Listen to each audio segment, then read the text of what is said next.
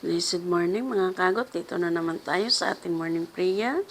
Basahin natin muna ang Deuteronomy chapter 7 verse 9. Sabi niya rito, alalahanin ninyo na si Yahweh ay Diyos na hindi marunong sumira sa pangako. Tapat siya sa lahat ng umiibig at sumusunod sa Kanya, at ipadaraman niya ang kanyang pagmamahal hanggang sa ika-1,000 lahi. Ninilipol niya ang lahat ng sumusuway sa kanya, hindi makakaligtas sa kanyang parusa ang lahat ng hindi sumusunod sa kanya. Kaya sundin ninyo ang kautusan at mga tuntuning ito. Amen. Napakabuti ng Diyos sa buhay natin mga kagot. Mga paalaala niya ito na kung di tayo susunod sa Kanya, ay may mga parusa din.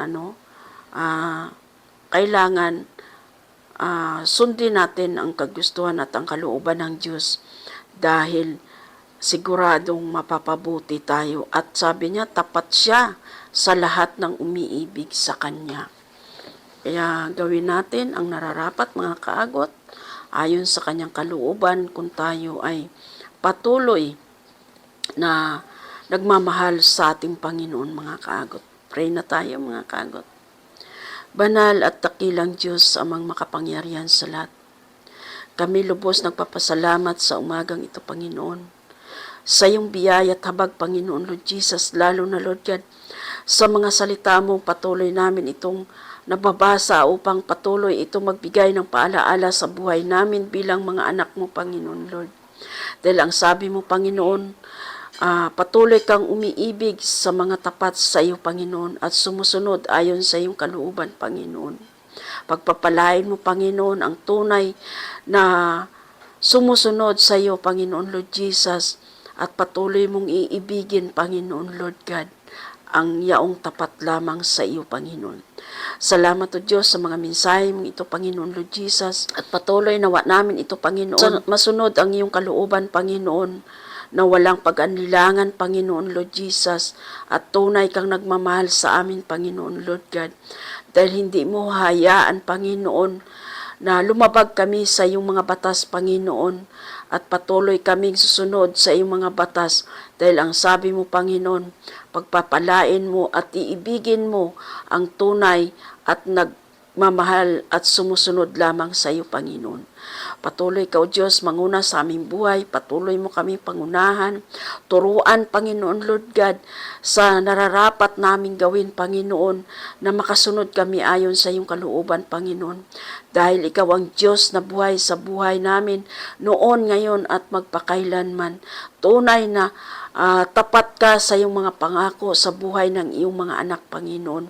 Patuloy mong i-bless, Lord, at pagpalain ang tunay na sumusunod lamang sa iyo, Panginoon Lord Jesus.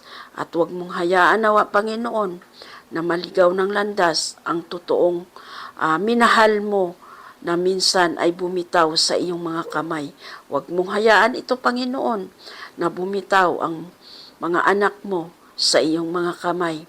Dahil naniniwala at nagtitiwala kami, Panginoon, na patuloy mo kaming kakalingain, patuloy mo kaming iibigin, patuloy kaming sumunod ayon sa iyong kalooban, Panginoon. Muli, Ama, maraming salamat sa umagang ito, sa mga biyaya at pagpapala mo sa iyong habag sa umagang ito, Panginoon. Patuloy ka, O Diyos, manguna sa aming buhay. Patuloy ka, O Diyos, mag-ari sa aming puso at isip.